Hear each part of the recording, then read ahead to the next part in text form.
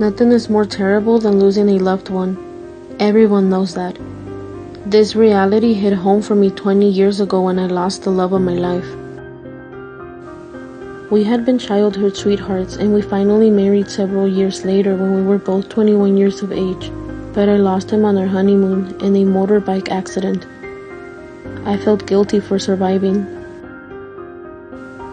I'd always been afraid of ghost stories and was even more so after he passed away, doing my best to make sure I was never alone.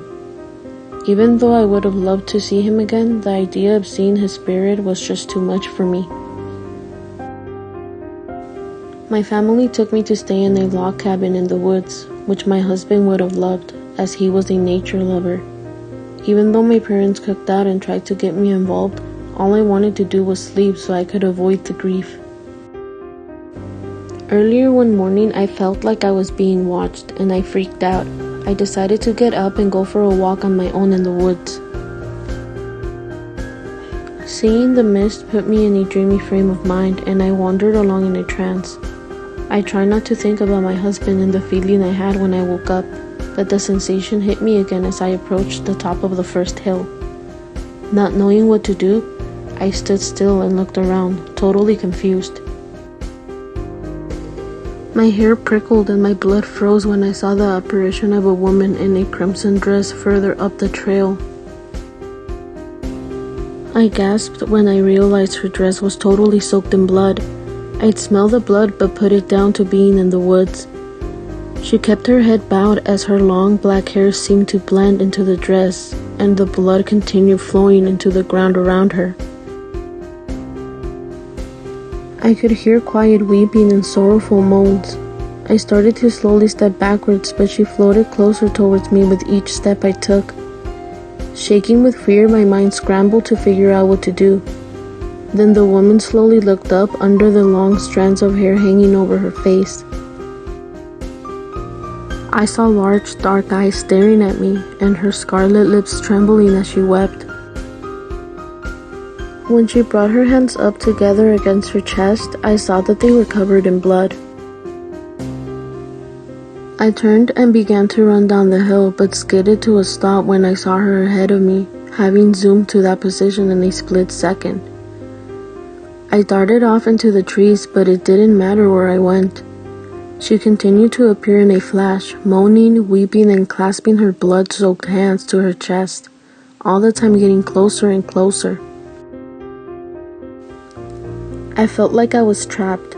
I raced away one more time and she materialized directly in front of me, now reaching her hands out and drawing me in for a deathly hug. I screamed as I felt her cold, wet body squeezing me to her, feeling the blood seeping into my own clothes and smelling the scent of death all around me. Her hideous face was only centimeters away from mine. I yelled, "What do you want? Please let me go." I pulled away from her as hard as I could. She looked into my eyes and chilled my breath as I panted in blasts of cold air.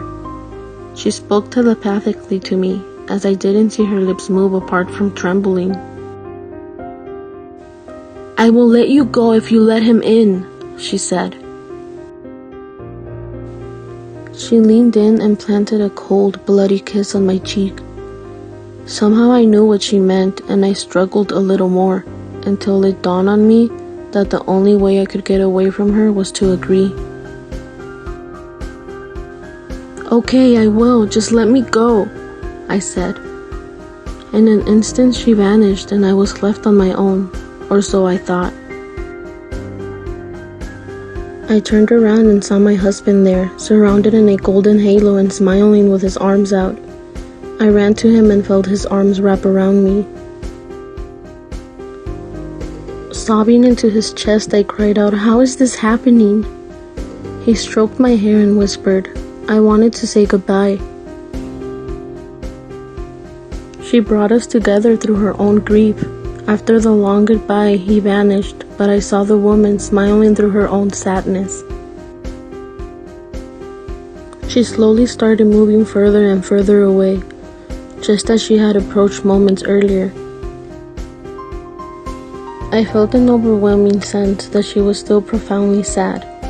but felt happy that she was able to give us what she has longed for, just one more moment with a loved one who has passed away.